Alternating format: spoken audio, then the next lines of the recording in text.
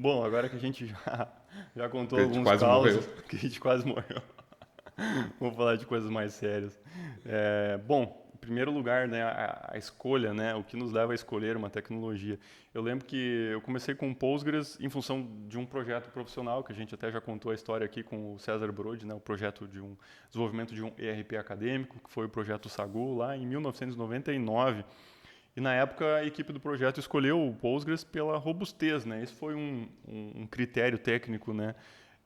Se eu não me engano, estava na versão 6.4 em 99. Hoje está na 17, né, Fabrício? Tá A, evoluindo tão rápido que é, nem consigo. a 17 está no forno, vai ser lançada esse ano. Os ciclos são anuais, depois a gente pode falar mais sobre isso. Lá por setembro, outubro, sai a 17. A última estável é a 16, que foi lançada ano passado. Maravilha. Eu tenho a sensação que nos últimos anos a numeração tem incrementado com uma frequência, com ciclos mais curtos, né? Mudou o sistema de versionamento, de numeração de versão mudou. Antes nós usávamos o semantic versioning, usando 3 numerações, né? Major, minor e patch. E aquilo estava gerando muita controvérsia na comunidade. E agora, quando é que a gente incrementa o major? Quando decidir que a gente tem feature suficiente para lançar uma major version? Você gastava muita energia para... Aí foi uma discussão, sabe? Discutindo o sexo dos anjos. Foi uma discussão longa. Até que, cara, vamos simplificar isso. Vamos simplificar e vamos ter uma versão e o patch. Então, é versão.patch. Então, o segundo dígito hoje em dia é o patch da versão. Não tem mais major, minor. Por isso que os números têm incrementado com uma velocidade maior, né? Isso a partir da versão 10 que mudou o sistema de eu lembro que lá no início dos anos 2000, para ir, por exemplo, da 6 para 7 era um caminho mais longo. Isso. Está explicado, mudou o sistema de numeração. Bom, já falei, né? O meu início foi com a 6.4 lá em 99. Como é que foi o teu começo com o banco? Por que tu escolheu? Da onde surgiu, né? Vou mexer com Postgres. Na verdade, eu não escolhi o Postgres, né? Eu esbarrei com o Postgres. Eu estava fazendo faculdade na época, em 99, e tinha cadeira de banco de dados. E que a gente estava aprendendo SQL, o que é um banco de dados relacional, né? Os fundamentos ACE, enfim, tudo que envolve bancos de dados de maneira geral. E para praticar banco de dados, eu tinha que ir até a universidade. Porque lá tinha banco de dados. De novo, o assunto da escassez, né? Como escassez. O recurso no passado era escasso. Era escasso, né? Exatamente. Então, né? E aí, para eu praticar SQL, eu tinha que ir até a universidade, ir no laboratório, porque lá tinha um banco de dados proprietário lá que a universidade usava, e para eu poder exercitar, né? Fazer um create table, um select, um insert, e coisas do gênero. E eu, há pouco tempo, eu tinha conseguido, a duras custas, comprar um desktop para mim. Porque outra, escassez, naquela época era muito caro. O preço de aquisição de um computador em relação à, sei lá, média salarial da época era um absurdo, né? Era um absurdo. Então, a duras penas eu consegui ter o meu desktop em casa, porque até então eu não tinha um desktop em casa, sempre dependia de laboratório. E mesmo já estando na área há bons anos, porque eu comecei em 93, e nós estamos falando de 99. Eu já trabalhava, já programava e tal, e não tinha computador em casa. Não dava para ir numa loja e parcelar em 24 vezes? Não tinha condições de fazer. E aí eu tenho um computador em casa, como é que eu faço? Eu quero usar o computador. E na mesma época eu já estava brincando com Linux. Então eu já tinha Linux instalado no meu computador, na época dos CD-ROMs que vinham das distribuições. Era legal, comprava uma revista, vinha um CD-ROM com o Linux para instalar. Com Linux para instalar, né?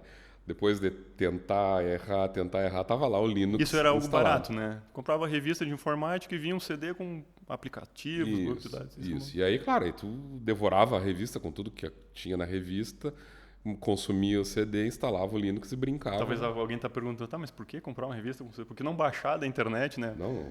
Pessoal, é uma época que a velocidade de download Não, eu tinha internet em casa, mas era internet de escada.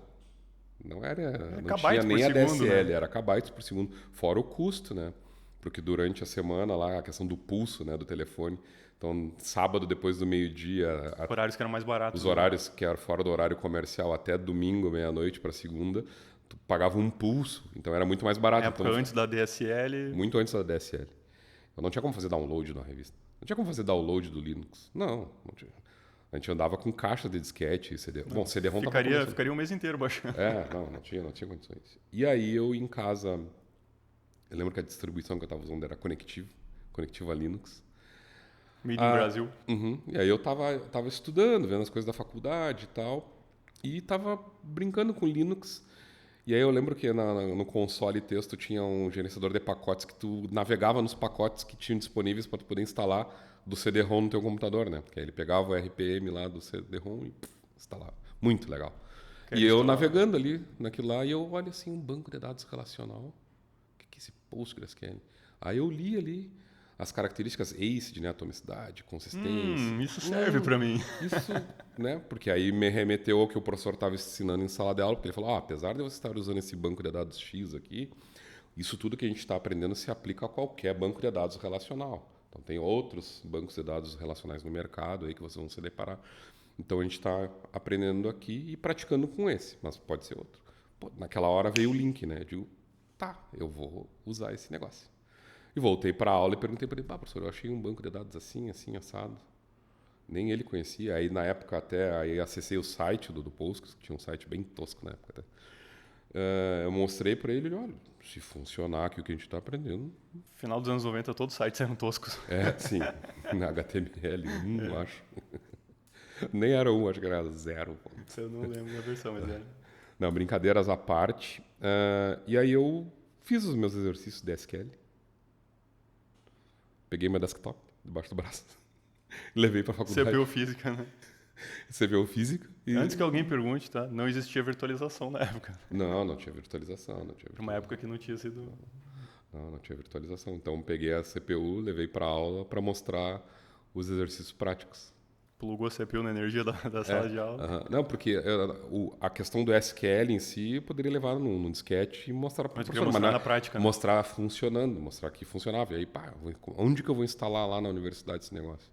Aí tem que instalar um Linux. Não. Aí eu levei o desktop. Mas era mais prático levar o desktop pronto, né? Todo o ambiente. Todo, sim. Muito mais fácil. Massa de dados. E assim foi meu primeiro contato com Postgres. Foi numa aula de banco de dados na faculdade.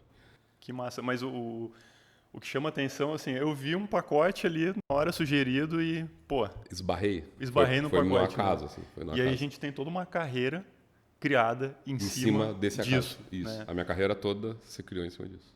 Ou talvez, assim, uma curiosidade, um filtro que já estava meio pré-preparado para encontrar isso. Né? É que eu lembro que quando eu comecei a aprender SQL, aquilo foi mind-blowing, assim, sabe? Tipo, cara, com um comando SQL, no caso o select, né? Nossa, eu consigo fazer um monte de coisa que em linguagens antes disso, tipo Clipper, COBOL e outras davam um trabalho. Tinha que escrever o algoritmo. Fazendo SIC das linhas. Fazendo SIC. Então, o que o banco de dados resolve para a gente fazendo nested loop, hash join e outras coisas, o SQL... Com uma linha... Que é declarativo e depois o banco resolve por trás com o algoritmo e devolve o resultado. É interessante também que isso fez todo sentido para ti e tu falou mind-blowing, né? Foi uma explosão mental, pô, que bacana, né? Eu lembro minhas primeiras experiências com desenvolvimento, também de software, como isso era empolgante. Nossa. Então, cada pessoa, às vezes, encontra algo que isso faz muito sentido para mim e aquilo ali, de repente, define a carreira do que vai vir depois, né? A jornada da pessoa, né?